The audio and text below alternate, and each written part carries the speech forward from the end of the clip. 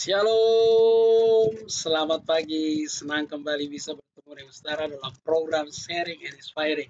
Saya selalu berdoa kapan saja saya beritakan firman Tuhan di sini.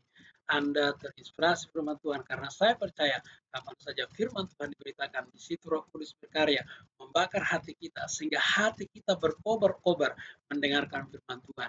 Hati kita terbuka, kita dijamah, kita dikuatkan, kita dihiburkan, bahkan Roh Kudus menolong kita memahami firman Tuhan. Saudara-saudara, saya sekali lagi mengucapkan terima kasih banyak atas dukungan doa Bapak Ibu. Semakin hari saya merasakan saya semakin fit, semakin segar, dan terima kasih juga Bu doanya kemarin saudara. Saudara saya sudah kembali pulih. Saudara bisa lihat saya kembali lebih energik menyampaikan firman Tuhan di sini. Oleh sebab itu, kami juga sekeluarga sudah membuat kesepakatan saudara. Mulai hari ini nanti jam 8 malam kita akan sama-sama berdoa. Oleh sebab itu, saudara-saudara, kami sudah membuka layanan doa. Silakan sampaikan pokok doa Anda, ya. Langsung ke nomor WA saja, ya. Saran saya via WA saja, biar gratis. Kalau SMS mungkin berbayar, ya. Jadi supaya meringankan. Baik, saudara-saudara, jadi tinggal ditulis pokok doanya. Kami akan doakan. Kami akan berdoa setiap malam. Jadi kami juga senang. Ini adalah salah satu bagian pelayanan kami sekarang. Memang itu yang Tuhan gerakkan, yaitu salah satu melalui layanan doa. Ya, jadi sekali lagi terima kasih sudah mendoakan saya. Saya juga akan mendoakan Anda secara spesifik. Silakan kirimkan pokok doa, saudara-saudari. Mari kita berdoa. Bapa yang baik, dalam nama Tuhan Yesus kami bersyukur pada pagi hari ini kami boleh bersama-sama belajar firman Tuhan. Kami bersyukur Tuhan buat perlindungan-Mu sepanjang malam. Kami bersyukur pemeliharaan. Terutama kami bersyukur buat hari yang baru, hari yang diberkati oleh Tuhan, hari di mana kami boleh memuliakan Tuhan sepanjang hari ini. Sebelum kami belajar firman Tuhan, sebelum kami mulai hari ini, kami mau belajar firman Tuhan. Biar Roh Kudus yang bekerja di tengah-tengah kami. Dalam nama Yesus kami berdoa. Haleluya. Amin. Amin, saudara-saudara. Kita akan membaca, kita lanjutkan pembacaan kita. Untuk hari ini kita akan melanjutkan dari ayat 44 sampai ayat 46. Ya, kita membahas seputar pra Pentakosta terlebih dahulu. Ya, nanti kita akan bahas semua tentang yaitu menjelang pesan-pesan Kristus, ya, sebelum dia naik ke surga. Nanti kita bahas pada saat kenaikan. Oke? Jadi sekarang kita bahas di ayat 44 sampai 46. Ya. Dia berkata kepada mereka, "Inilah perkataanku yang telah kukatakan kepadamu ketika aku masih bersama-sama dengan kamu, yakni bahwa harus digenapi semua yang tertulis tentang aku dalam kitab Taurat Musa dan kitab Nabi-Nabi dan kitab Mazmur." Lalu ia membuka pikiran mereka sehingga mereka mengerti tentang kitab suci. Katanya kepada mereka, ada tertulis, Mesias harus menderita dan bangkit dari antara orang mati pada hari yang ketiga. Nah, saudara, ada beberapa hal di sini yang menurut saya sangat menarik, ya. Di mana Yesus itu sebenarnya kalau kita memperhatikan baik-baik, ya, Yesus itu sudah berbicara, ya, tentang penggenapan mulai firman Tuhan, mulai dari kitab Musa, kitab para nabi, bahkan sampai kita masuk. Yesus itu sudah berbicara tentang penggenapan itu. Tapi yang menarik adalah murid-murid ini tidak memahami. Kenapa, saudara? Kalau kita belajar, ya, kalau di dalam tradisi orang Yahudi itu bukan Mazmur, Yesaya 52, ya, yaitu tentang sampai nanti 55 itu, yaitu tentang penderitaan Mesias itu dianggap sebagai forbidden. Karena konsep Mesias yang dianut oleh orang Yahudi itu adalah bukan Mesias yang menderita, apalagi sampai Mesias yang mati.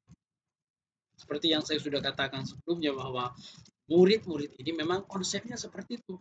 Jadi ketika Yesus berbicara dia akan menderita, dia akan disalibkan, itu sepertinya mereka tidak percaya, ya.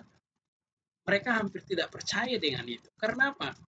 Karena mengenai penderitaan Kristus itu, ya, mengenai penderitaan Sang Mesias itu jarang dipelajari. Nah, itu sebabnya Yesus, ya, membicarakan semua, ya, membicarakan semua tentang dirinya.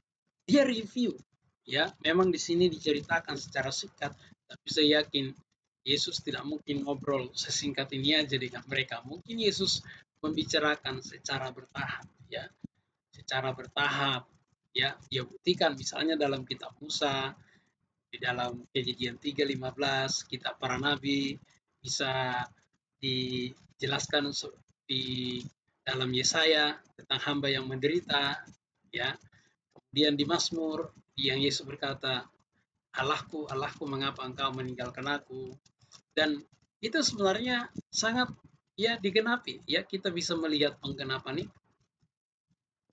Nah, tapi pada pada saat itu murid-murid itu belum memahami sepenuhnya. Itu sebabnya kalau kita lihat di ayat 45, lalu ia membuka pikiran mereka sehingga mereka mengerti kitab suci. Yesus membukakan pikiran mereka sehingga mereka mengerti kitab suci. Nah, saudara-saudara, saya mau katakan seperti ini. Sepintar-pintarnya kita, sehebat-hebatnya kita, ya, atau saya mengakui masih banyak orang yang lebih punya fasilitas, ya, untuk belajar Biblika, belajar Alkitab, ya. Saya mengakui saat ini saya masih terbatas walaupun perpustakaan saya dalam tanda petik sudah banyak, tapi masih sangat terbatas. Masih ada keterbatasan-keterbatasan yang dalam tanda petik, dalam titik tertentu, saya masih perlu mencari buku, ya. Nah, sekalipun demikian, saudara-saudara, sekalipun demikian, kalau seandainya Roh Kudus atau kalau seandainya Roh Kudus tidak membukakan pikiran kita, kita nggak memahami. Ataupun kita akan mengetahui hanya sebagai informasi saja, tetapi itu tidak akan membawa dampak di dalam kehidupan. Sekali lagi saya mau katakan bahwa ketika kita belajar firman Tuhan, saudara-saudara, ini tidak bisa dilepaskan dari apa? Dari kuasa Roh Kudus, dari pertolongan Roh Kudus. Inilah yang membedakan Alkitab dengan yang lain. Kalau buku yang lain Anda baca bisa mungkin mengerti. Kalau Alkitab kita baca itu belum tentu bisa mengerti. Belum tentu. Ya, kalau ada yang bilang saya baca langsung mengerti, ya mungkin dia orang yang yang hebat, kita perlu belajar kepada orang itu. Tetapi jelas di sini kita bisa melihat para murid-murid ini, mereka sudah di training Yesus 3,5 tahun. Yesus sudah banyak berbicara tentang penggenapan-penggenapan, yaitu Yesus sudah banyak bicara tentang Mesias yang menderita. Mereka enggak mengerti. Karena memang dalam masa itu ada perbedaan chapter, ya, yaitu khusus tentang hamba yang menderita. Mesias yang menderita. Mereka tidak, orang Israel tidak percaya bahwa Mesias itu harus menderita. Orang Israel yang belum percaya Yesus, maksud saya, ya. Karena ada orang Israel yang sudah percaya Yesus, ada yang belum. Nah, jadi orang yang belum percaya Yesus, ya mereka enggak. Tapi pada murid-murid pada saat itu berpikir demikian. Itu sebabnya mereka enggak memahami. Itu sampai Yesus yang membukakan pikiran mereka, baru dikatakan, baru mereka mengerti, ya. Yesus menegaskan kembali kepada mereka, ada tertulis Mesias harus menderita dan bangkit dari antara orang mati pada hari ketiga. Padahal jelas Yesus menceritakan itu kepada Yesus berbicara kepada mereka, tetapi mereka pada saat itu kurang memahami.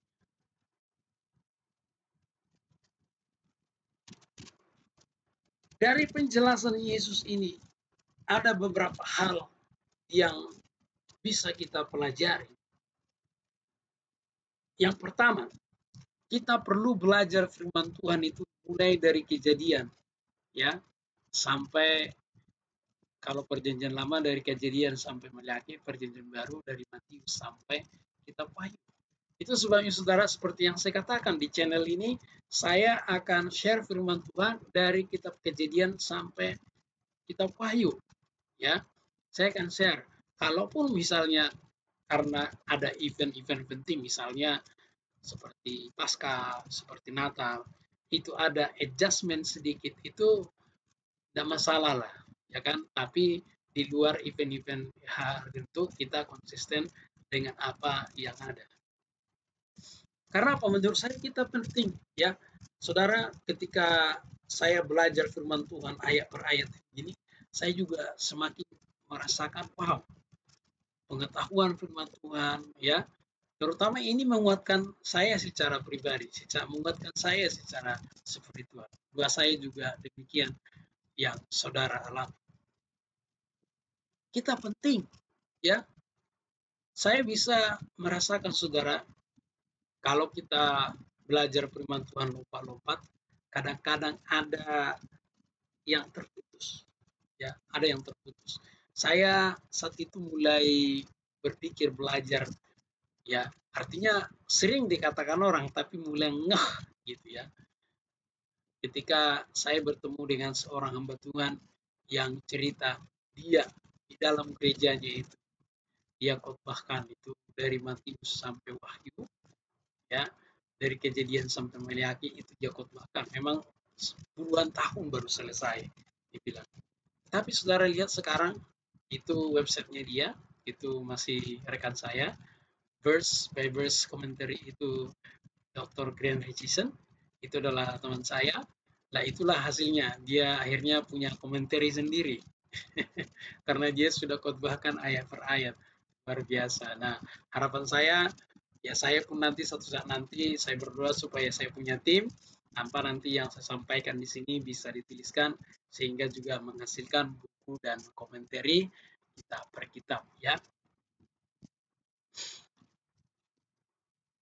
Yang kedua yang mau saya sampaikan di sini, tadi saya sudah sampaikan bahwa belajar firman Tuhan itu butuh pertolongan daripada Roh Kudus. Saya yakin semua hamba Tuhan yang rendah hati,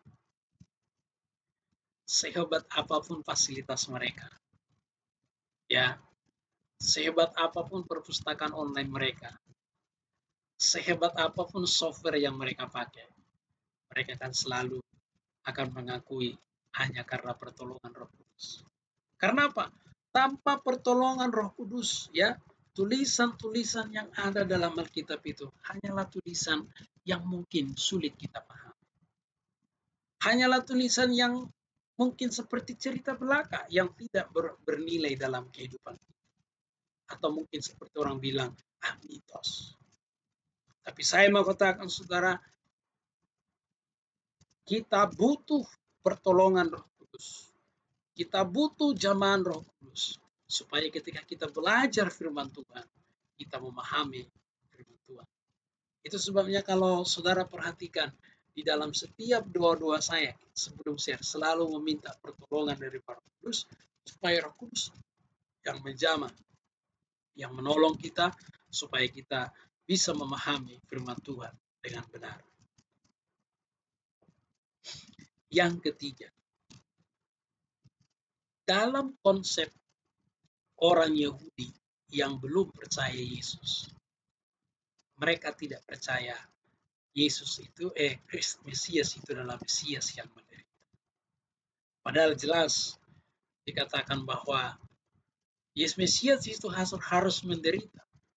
Penderitaannya itu semua untuk menanggung dosa saya dan saudara-saudara. Dan kita bersyukur saudara-saudara bahwa Yesus bangkit pada hari yang ketiga. Ini adalah sesuatu yang sangat luar biasa. Ini membuktikan bahwa maut tidak berkuasa atas Yesus. Maut tidak berkuasa atas Yesus. Maut tidak ada lagi kuasanya. Inilah yang menjadi jalan keselamatan bagi kita, di mana maut tidak lagi berkuasa atas orang-orang percaya, tapi Kristuslah yang berkuasa di hati kita masing-masing. Jadi hari ini saudara-saudara, kita diingatkan 3 hal. Yang pertama tadi, kita perlu belajar firman Tuhan dari Kejadian sampai kitab Wahyu.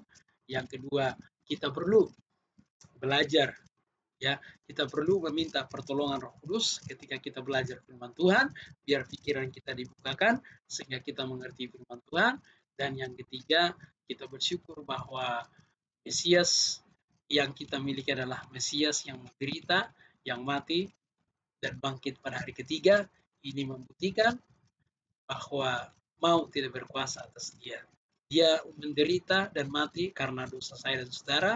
Dia bangkit untuk saya dan saudara sehingga kita beroleh kemenangan. Haleluya. Sekian renungan pagi hari ini. Shalom, selamat beraktivitas. Tuhan Yesus memberkati.